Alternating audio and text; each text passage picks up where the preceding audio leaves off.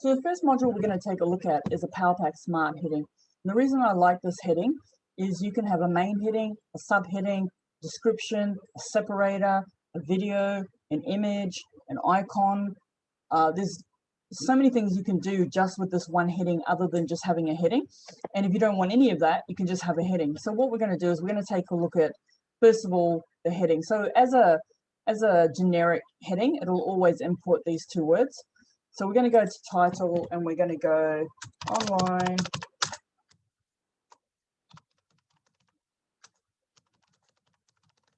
web designs. So we've got a heading. Now, if you choose to have no description underneath, you can just get rid of this. And now you've just got a heading. The size of the heading can be controlled here in H1, H2, H3, H4 that you would have set up previously. So I'm going to go H3. Okay, so there you have your basic heading. What happens if you want to do a little bit more with this module? I'm just going to grab some Lorem Ipsum.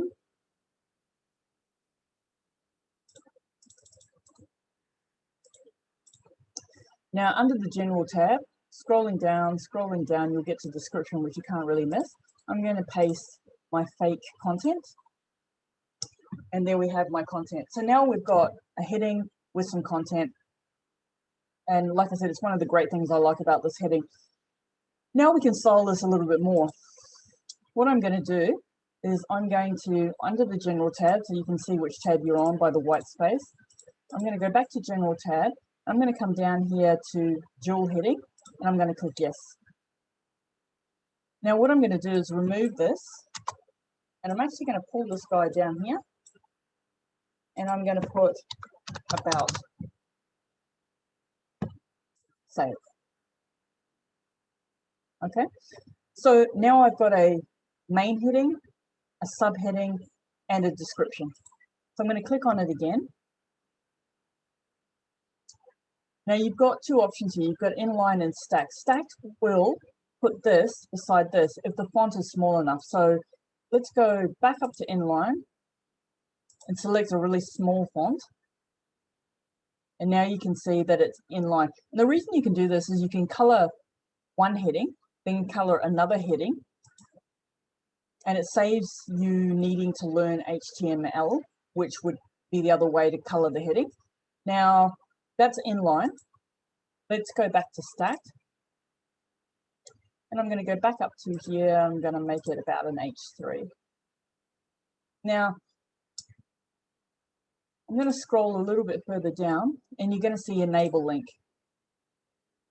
If you needed this to be clickable, and you wanted to lead someone to another page, for example, it might say about online web designs, and then it might say packages, click here. So then you'd enable the link, and then your link would click through to your packages.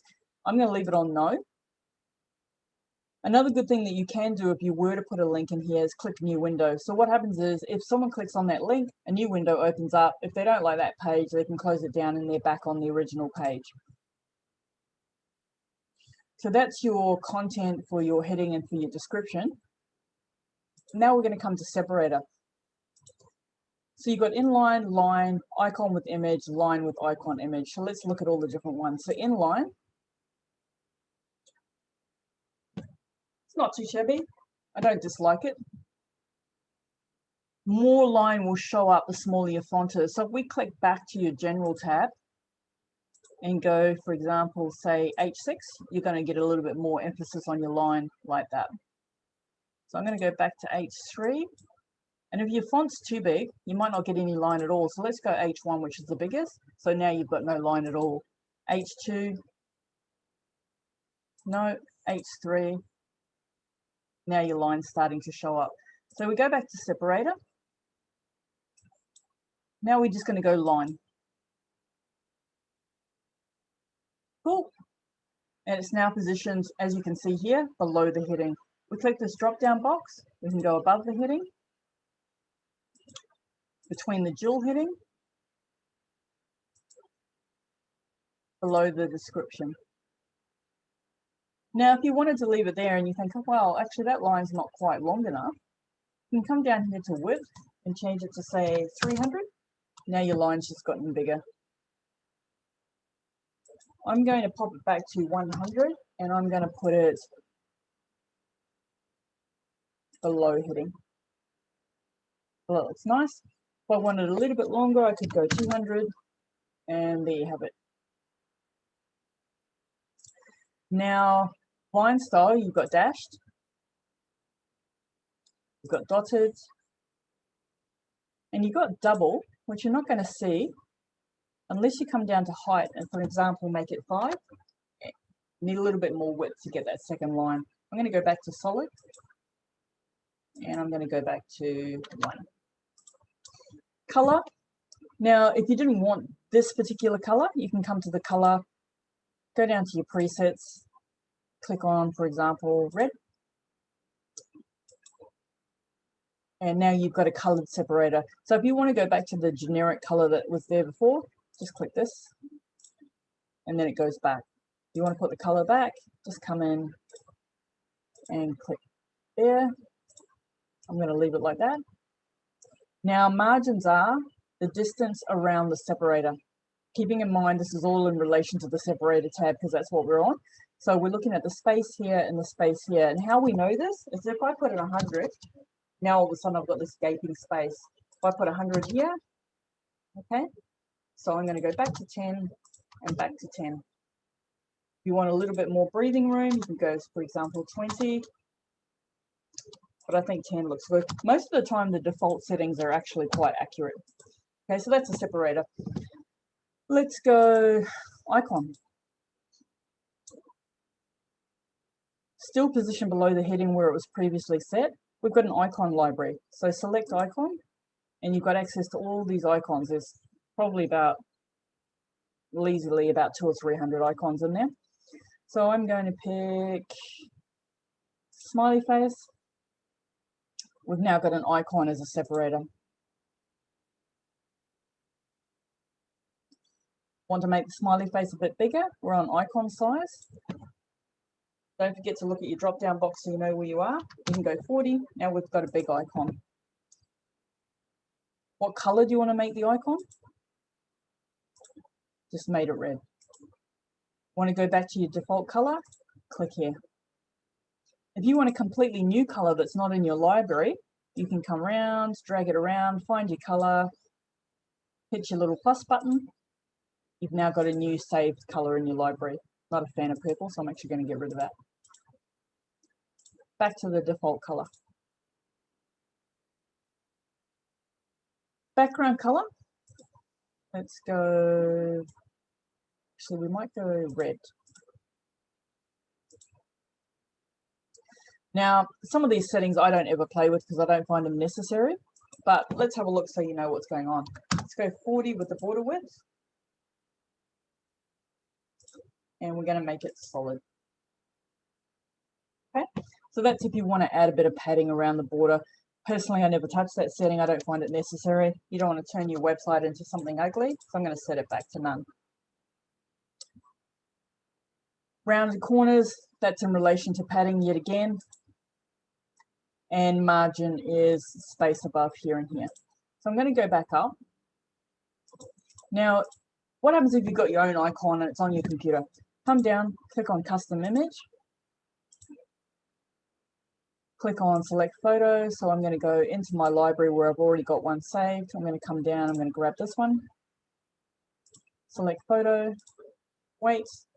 Now, not ideal because it's not a PNG image, but you can get images where it's transparent in the background so it fits in nicely with the color of your background.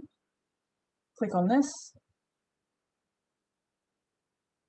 Now I'm going to go with line and icon.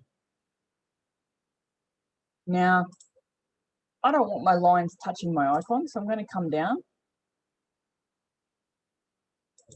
I'm going to make that 50. Okay, so it just put a little bit of space. Could easily go back to 30. A little bit of space on either side of the icon. I'm also going to come back up, change it from custom image to icon library, and my smiley face is still sitting there. So you don't lose it by jumping around. It's still in there until you change it. I don't really want red. Looks a bit ugly.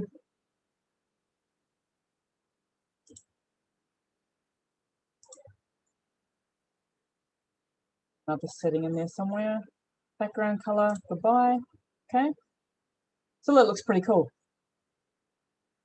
Style tab is nearly always in relation to the styling, i.e. the color of the font, the color of the background. Very rarely do I touch this because I do this globally. What you don't want to do is go around coloring all your headings and then you decide maybe in a month's time, oh, I don't want this, and then you've got to go in here and change it, in here and change it, in here and change it. Just do this in the global setting that we covered in one of the other videos. Background, I don't really want a background color. Border style, well, let's have a look and see what that controls. Solid. So now we've got a border around our title. So why is it only around our title? Because we're in the title section. So if we come down, looks a bit ugly, get rid of it. Scroll down, we're now in the secondary title section. Each one has its own settings. Colors, background color, borders, description, same settings. Now, under the typography tab, we've pretty much covered this in the global settings. What you don't want to do is change all these, and again, in a month's time, you want a different font, and you've gone and set it in here, and in here, and in here, and across the whole website. Just do this one globally, which we covered in another video. The one thing I would change in here is I want the about to be a little bit smaller. So I'm under title, which is this guy. Click on font, and I'm going to put in 20. Now, it changed the bottom one. So how do I get the bottom one a little bit bigger? Come down, secondary title, font. I'm going to go 40. Little big, 30. That looks nice. So a lot of work went into styling this. I should also say, while in the typography tab, I very rarely touch anything else in here. The reason being, all of this can be controlled globally. You've got alignment here. You want to do that globally under general, under this guy. Otherwise, if you start setting it under typography, yet again, you're stuck having to individually do it. So once you've styled it and you think, yep, that's really cool, I really like that, obviously you're going to think, gee, I don't want to start all over again and then put it into this heading. So let's show you a cool trick. Click on this guy, come over to the Advanced tab, scroll down, and where it says Copy Settings, Copy Setting, click on this guy, still in the Advanced tab, scroll down, paste, and then import that setting. And now you've got two identically styled headings. Now that's copy style. So what copy style does is it copies everything, including the text, the amount of words, what words they are. So let's do a little experiment so that you understand.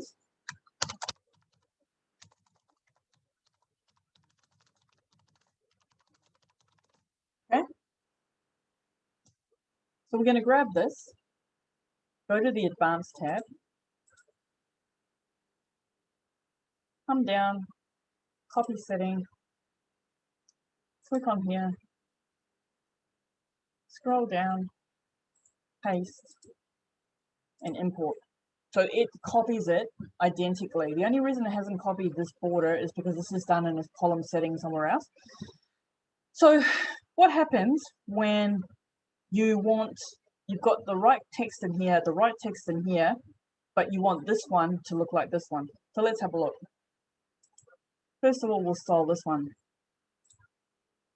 This is about web design and how to do a smart heading. And then you might have already done the font in this one. I am now learning about importing and exporting styles.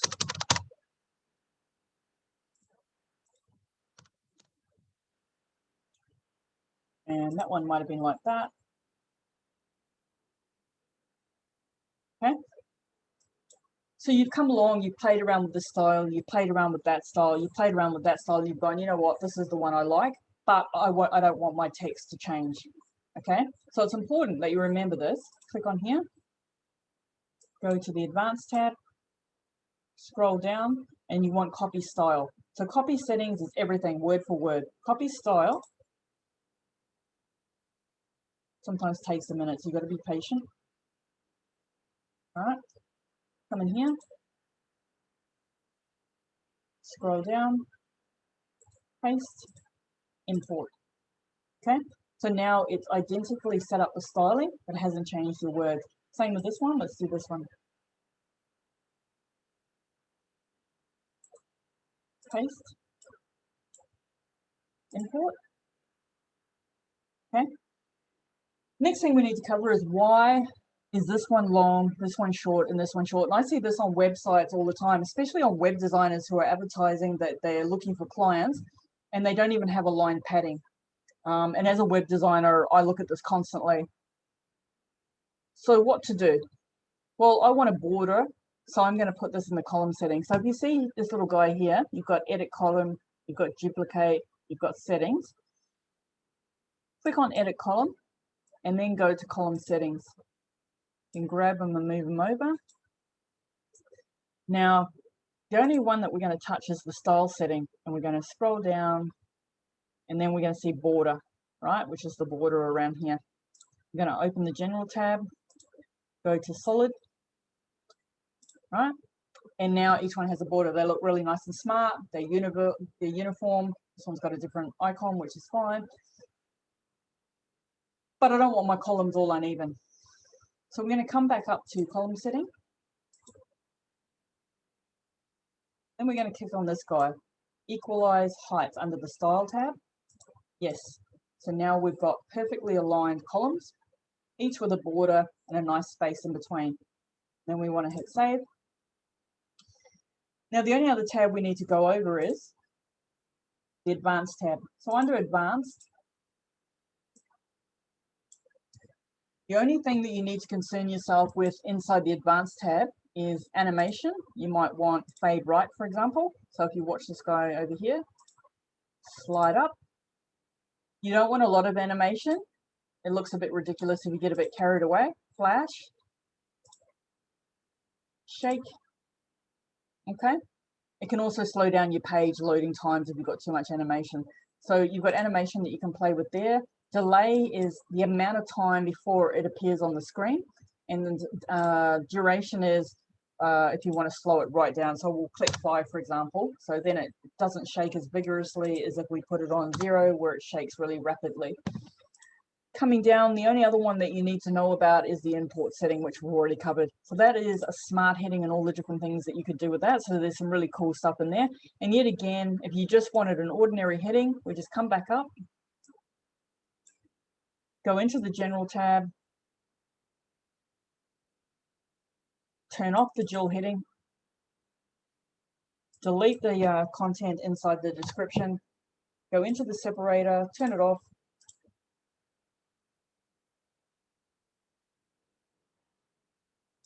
go into typography and put this back to the default setting.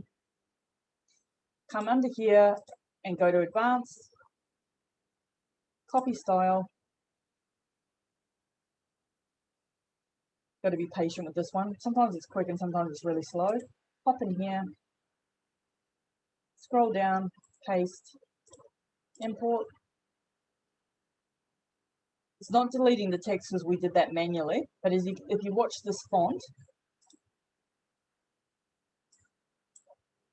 remember that we're copying style. Settings means everything. Paste, import. Okay. Then all you have to do is go back into here, go to the general tab, delete, and you can module jump. This is really cool. So I'm in this module.